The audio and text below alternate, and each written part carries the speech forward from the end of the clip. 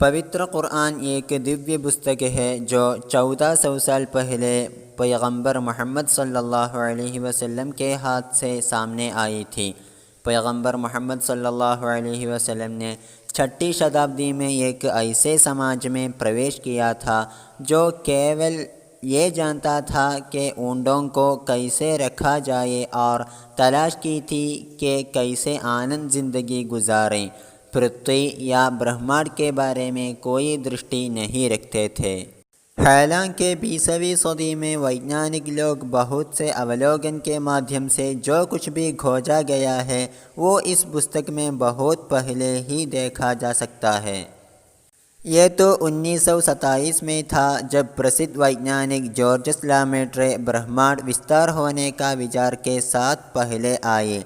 1912 में लगभग 25 स्पाइरल गैलेक्सियों से आने वाले स्टारलाइट में ऑब्जर्वेशन करने वाला वेस्टो स्लिफर के कंक्लूशंस भी इस धारणा का नेतृत्व किया।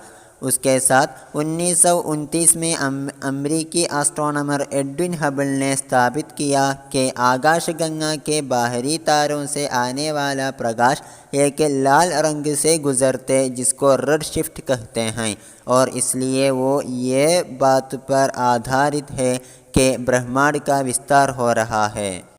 इससे भी अधिक अर्थपूर्ण उन्होंने पाया कि ब्रह्मांड का ये विस्तार एक निश्चित अनुपात में होता है। अर्थ यह है कि पृथ्वी से एक निश्चित दूरी पर स्थित एक तारा पृथ्वी से उसके आधा दूरी पर स्थित तारे से 2 गुण तेज से दूर चल रहा है।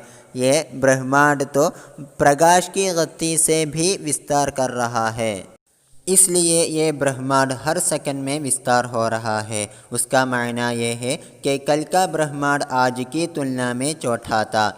इस तरह अगर संकल्प में हम पास्ट में गए तो ब्रह्मांड और भी छोटा रहेगा। इस विचार ने बाद वैज्ञानिक दुनिया को बिग बैंग सिद्धांत का नेतृत्व किया। ब्रह्मांड के पास्ट तक होने ये यात्रा लगभग 13.8 बिलियन साल पहले होने का अनुमान है। इस ब्रह्मांड का आरंभ इस वक्त हुआ था। विज्ञान मानता है कि एक ही समय में ब्रह्मांड अकल्पनीय तापमान और घनत्व का एक छोटा बिंदु था जिसमें ये पृथ्वी, सब आसमान और 4 मुख्य forces electromagnetic force, strong force, weak force, gravity ये सब शामिल थे। नाम सूचना करने की तरह बिग बैंग एक विस्फोटन नहीं था, बल्कि वो छोटा ब्रह्मांड का विस्तार होने का नाम है। समय, स्थान और ऊर्जा का निर्माण उसके बाद था। इससे एक बात जो स्पष्ट है वो ये है कि विज्ञान 20वीं सदी की शुरुआत में खोजा था कि ब्रह्मांड में सभी पदार्थ पहले इकट्ठे हुए और फिर विस्तारित हुए।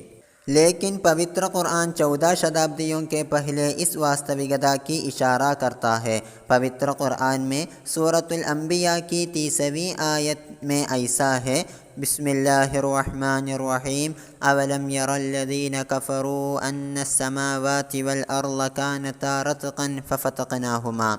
क्या अविश्वासियों ने ये नहीं समझा कि आकाश और पृथ्वी एक साथ जुड़ गए थे और हमने इसका जुदा जुदा बनाया।